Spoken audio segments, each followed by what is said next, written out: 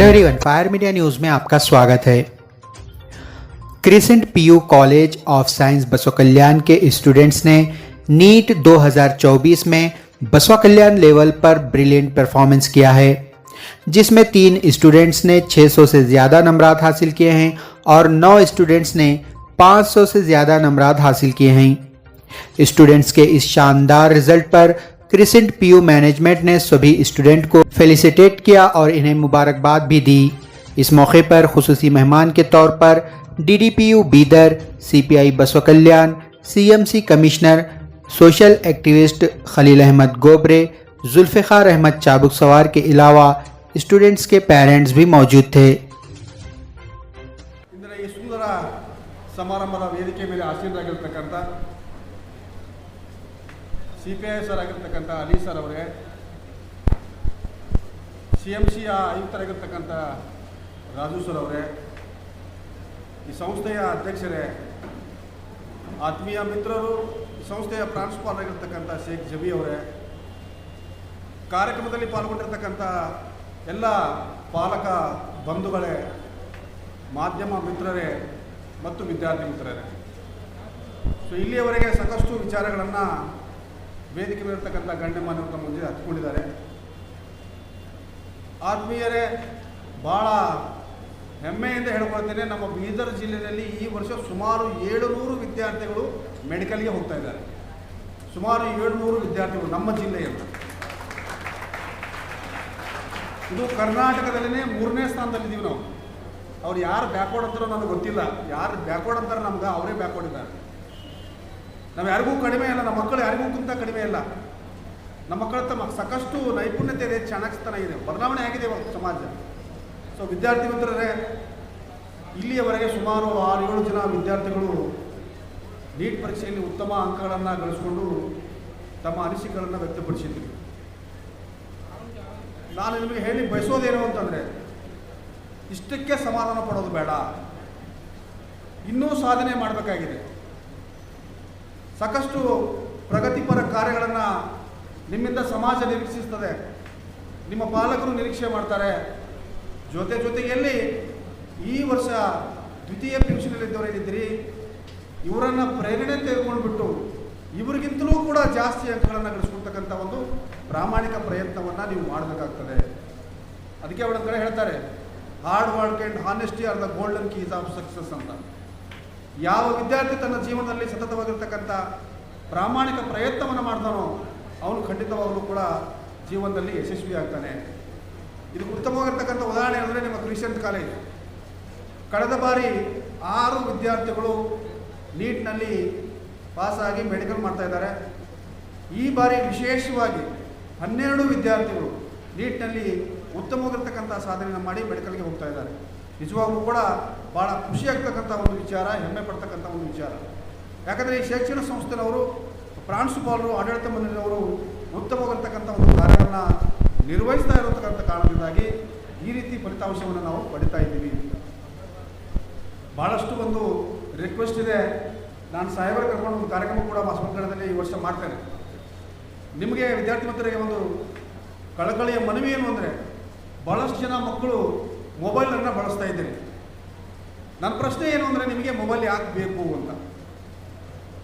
ಒಂದು ವೇಳೆ ನಿಮ್ಮ ವಿದ್ಯಾಭ್ಯಾಸಕ್ಕೆ ಬೇಕು ಅನ್ನೋದಾದರೆ ಅದಕ್ಕೆ ಅದರಲ್ಲಿ 2 ಇದೆ, ಮೆರಿಟ್ಸ್ ಆ್ಯಂಡ್ ಡಿಮೆರಿಟ್ಸ್. ಆದರೆ ನಮ್ಮ ವಿದ್ಯಾರ್ಥಿಗಳು ಯಾವ ಕಡೆ ವಾಲ್ತಾ ಇದ್ದಾರೆ ಅಂತಂದರೆ, ಬೇಡದೇ ಇರತಕ್ಕಂಥ ವಿಷಯಗಳ ಕಡೆಗೆ ಜಾಸ್ತಿ ಗಮನವನ್ನು ಕೊಡ್ತಾ ಇದ್ದಾರೆ. ಅದಕ್ಕೆ ದಯವಿಟ್ಟು ನನ್ನ ಕಳಕಳಿಯ ಮನವಿ ಏನು ಅಂದರೆ, ನಿಮಗೆ ವಿದ್ಯಾಭ್ಯಾಸಕ್ಕೆ ಬೇಕಾಗಿದ್ದರೆ ನಿಮಗೆ ಜಗತ್ತಿನಲ್ಲಿರ್ತಕ್ಕಂಥ ಎಲ್ಲ ಮಾಹಿತಿ ಇದರಲ್ಲಿ ಲಭ್ಯ ಆಗ್ತದೆ. ನಿಮಗೆ ಬೇಕಾಗ್ತಕ್ಕಂಥ ವಿಷಯಗಳು, ಬೇಕಾಗ್ತಕ್ಕಂಥ ಮಾಹಿತಿ ಲಭ್ಯ ಆಗ್ತದೆ. ಅಷ್ಟನ್ನು ಮಾತ್ರ ತೆಗೆದುಕೊಳ್ತಕ್ಕಂಥ ಒಂದು ಪ್ರಾಮಾಣಿಕ ಪ್ರಯತ್ನವನ್ನು ಮಾಡಿದ್ದೇ ಆದರೆ ಖಂಡಿತವಾಗಲೂ ಕೂಡ ನಿಮ್ಮ ಭವಿಷ್ಯ ಉಜ್ವಲ ಆಗ್ತದೆ. ಒಂದು ವೇಳೆ ನೀವು ಮೊಬೈಲ್ ಬಳಸಬೇಕು ಅನ್ನೋಕ್ಕಾಗಿದ್ದರೆ, ಹಂಸ ಪಕ್ಷಿ ಕೇಳಿರಲ್ಲ, ಹಂಸ ಪಕ್ಷಿಗೆ ಹಾಲು ಮತ್ತು ವಿಷ ಎರಡೂ ಸೇರಿಸಿ ಕೊಟ್ಟರೆ ಆ ಪಕ್ಷಿ ಏನು ಮಾಡ್ತಂದರೆ ಬರೀ ಹಾಲು ಮಾತ್ರ ಕುಡಿತದೆ, ವಿಷ ಅಷ್ಟಿಗೆ ಬಿಡ್ತದೆ. ಹಾಗೆ ಮೊಬೈಲ್ ನಿಮ್ಗೆ ಬೇಕು ಅನ್ನೋಂಗಾಗಿದ್ದರೆ, ನಿಮಗೆ ಬೇಕಾಗಿರ್ತಕ್ಕಂಥ ಒಳ್ಳೆಯ ಅಂಶಗಳನ್ನು ಅದರಲ್ಲಿ ಆಯ್ಕೆ ಮಾಡ್ಕೊಂಡಿದ್ರಿ ಅಂದರೆ ಖಂಡಿತವಾಗಲೂ ಕೂಡ ನೀವು ಉಜ್ವಲ ಭವಿಷ್ಯವನ್ನು ಕಾಣ್ತೀರಿ, ಒಳ್ಳೆಯ ಸಾಧಕರಾಗಲಿಕ್ಕೆ ಸಾಧ್ಯತೆ ಇದೆ. ಅದಕ್ಕೆ ಒಂದು ಕಡೆ ಶರಣರು ಹೇಳ್ತಾರೆ, ಸಹನೆ ನಿನ್ನದಾದರೆ ಸಕಲವೂ ನಿನ್ನದೇ, ವಿನಯ ನಿನ್ನದಾದರೆ ವಿಜಯವೂ ನಿನ್ನದೇ. ಯಾವ ವಿದ್ಯಾರ್ಥಿ ಹತ್ರ ಸಹನೆ ಮತ್ತು ವಿನಯ ಇರ್ತದೆಯೋ ಅವರು ಖಂಡಿತವಾಗಲೂ ಕೂಡ ಜೀವನದಲ್ಲಿ ಯಶಸ್ಸನ್ನು ಸಾಧಿಸಲಿಕ್ಕೆ ಸಾಧ್ಯ ಆಗ್ತದೆ ಅಂತಕ್ಕಂಥ ಮಾತನ್ನು ಹೇಳ್ತಾ ಮತ್ತೊಮ್ಮೆ ತಮ್ಮಲ್ಲಿ ಕ್ಷಮೆಯನ್ನು ಕೋರ್ತಾ ನನ್ನ ಮಾತಿಗೆ ವಿರಾಮ ಮಾಡ್ತೀನಿ. ಧನ್ಯವಾದಗಳು. Dignitaries and guests on the dais, respected management members of Crescent PU College and from other school, parents and my dear student, आदाब and good afternoon. ये जो मौका है बड़ा खुशी का मौका है। आज हम यहाँ जो स्टूडेंट मुसलसल कोशिश और मेहनत कर कर जिन्होंने नीट 24 की तैयारी की थी और जिन्होंने एग्ज़ाम लिखकर उसमें एक्सलेंट परफॉर्मेंस दिया, उनका रिज़ल्ट के सेलिब्रेशन के लिए और उनको फेलिसिटेट करने के लिए हम यहाँ पर जमा हुए हैं। क्रिसेंट पीयू कॉलेज शुरू से ही इस बात की कोशिश में है कि इस कॉलेज में जो भी स्टूडेंट पढ़ते हैं या जो भी स्टूडेंट यहाँ पर एडमिशन लेते हैं उनके अंदर एक तब्दीली लाई जाए। We always try to bring a change in their thinking, we make them ready to study. बुनियादी तौर पर हम यही कोशिशें करते हैं कि बच्चों को एजुकेशन हासिल करने के लिए, कुछ पढ़ने के लिए उनको जहनी तौर पर तैयार करें। Because we being as a teacher we believe that if student is mentally ready to study he can do और शी कैन डू एनीथिंग, ये पॉसिबल है।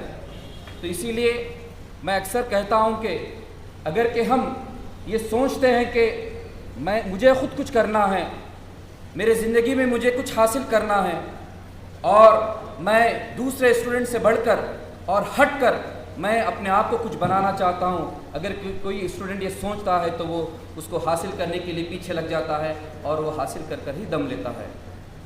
क्रिसेंट पीयू कॉलेज बसो कल्याण में बहुत ही अच्छा रिज़ल्ट दे रहा है। ये साल हमने देखा कि हमारे पास 290 स्टूडेंट ने एग्ज़ाम लिखा था, theory exam, PU board exam, जिसमें से 215 student have passed and in that 96 student have scored distinction. और इसमें 44 स्टूडेंट ऐसे हैं, 44 student they have scored above 90। साथ ही साथ we have a separate batch for NEET, जिसमें हम बच्चों को नीट की तैयारी कराते हैं, इस कॉम्पिटिटिव एग्ज़ाम की तैयारी कराते हैं इस बैच में। और इस बैच में जो बच्चे बैठते हैं वाकई हम देखते हैं कि उनकी जो मेहनतें होती हैं, उनकी जो कोशिशें होती हैं एग्ज़ाम की तैयारी के लिए, बहुत ही अनथक कोशिशें होती हैं, बहुत ही एक्स्ट्राऑर्डिनरी और अनइमेजिनेबल। वो मुसलसल कंटिन्यूसली हर रोज़ उनका जो स्टडी शेड्यूल होता है 14 घंटे से 15 घंटे का शेड्यूल होता है। तो ये रिग्रेस ऐसा जो कंटिन्यूसली वो 2 साल तक ऐसा पढ़ने के बाद जब एग्ज़ाम अटेम्प्ट करते हैं, एग्ज़ाम लिखते हैं तो उनकी स्कोरिंग आती है। तो ये इतना आसान काम नहीं है। We can say that is not a cup of tea for all. You can have that cup of tea but no one, just each and every one can not have this cup of tea. जो कोशिशें करते हैं और उनको जो मकसद बनाते हैं वो क्या है, इस चीज़ को हासिल करते हैं। मैं इस मौके पर क्रिसेंट पीयू कॉलेज मैनेजमेंट की तरफ से उन तमाम स्टूडेंट्स को जिसमें मुबारकबाद पेश करना चाहता हूं कि जो उन्होंने कोशिशें की, जो उनके जो मकसद था तो उस मकसद को हासिल करने के लिए उन्होंने कोशिशें की और उन्होंने अपने मकसद में कामयाब हो गए। अल्लामा इकबाल ने कहा कि अब जब हम ज़िंदगी में जाते हैं तो उन्होंने अपने एक नज़म में बड़ी प्यारी बात कही है कि सितारों के आगे जहाँ और भी है। हम सोचते हैं कि सितारों के बाद कोई दुनिया नहीं, there is no world beyond the stars, लेकिन सितारों के आगे जहाँ और भी हैं। और वो कहते हैं कि आसमानों के आगे कई आसमान हैं। हम जब एक आसमान की तरफ देखते हैं तो there are 7 skies are there. तो हम इस बात की कोशिश करें कि सितारों को आगे और कई सितारों की जहाँ दुनिया है वहाँ पे जाए, और जो आसमान की जो बुलंदी है उसके आगे कई और आसमानें हैं। और कहते हैं कि तेरे कई मंजिलें और तेरे ज़मान व मका कहीं और हैं। We have the different destination.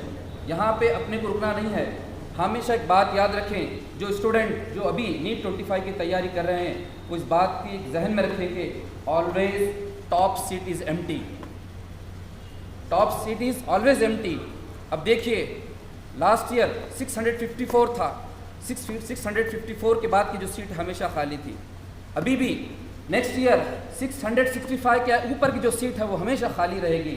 और अब अपनी कोशिशों के ज़रिए से वो सीट तुम हासिल कर सकते हैं और वो स्कोरिंग कर सकते हैं। हमें इस बात की कोशिश करनी चाहिए कि मैं ख़ासकर स्टूडेंट को कहना चाहता हूँ कि हम ये जो हमारी उम्र जो होती है एजुकेशन हासिल करने की उम्र होती है, हमारा वक्त, हमारा सुबह और शाम, each and every minute of our time of the day and night we have to spend in studies. क्योंकि 1, 2, 4 साल के बाद जब हम स्टडी कर जब हम दूसरे इसमें प्रोफेशन में जाते हैं तो उसके बाद आपको रिलैक्सेशन मिलेगा। आप मुसलसल उस वक्त तक कोशिश करते रहें जब तक आप कोई अच्छा ग्रेजुएट नहीं हो जाते, चाहे आप MBBS हो, चाहे आप BSc करें, चाहे आप इंजीनियरिंग करें। जब आप जॉब करेंगे तो आपके लाइफ में एक रिलैक्सेशन होगा। लेकिन ये जो वक्त है, जो समय है, जो हमारी ज़िंदगी का जो वक्त है, ये सिर्फ़ और सिर्फ हम पूरा का पूरा डेडिकेट करें स्टडीज़ के लिए, एजुकेशन हासिल करने के लिए।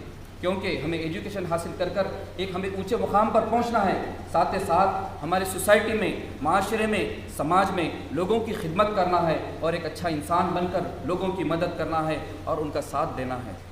ये हमारे ज़िंदगी के मकसद होने चाहिए। वैसे तो बातें बहुत सारी हैं, वक्त भी बहुत कम है, तो मैं एक ही बात कहना चाहता हूँ कि हम ये जो वक्त है, हम वक्त को कीमती जाने, ये वक्त हमारा पूरा का पूरा स्टडीज़ में लगाए और अपने आप को कुछ बनाएं। क्योंकि किसी शायर ने बड़े खूब कहा है कि मुसलसल काविशों से बदलती हैं तकदीरें, मुसलसल काविशों से बदलती हैं तकदीरें, जो थक कर बैठ जाते हैं वो मंजिल को पा नहीं सकते। तो हमें कोशिश ये करना चाहिए कि हम कंटिन्यूसली हार्ड वर्क, डेडिकेशन के साथ अगर कि हम काम करेंगे, स्टडी करेंगे, तो हमारी जो मंजिल है, जो हमारा जो डेस्टिनेशन है, इंशाअल्लाह वो ज़रूर हमें ज़िंदगी में मिलेगा। मैं इतनी बात कहकर अपनी बात ख़त्म करता हूँ। अस्सलामु अलैकुम वरहमतुल्लाहि वबरकातुहू। Thank you.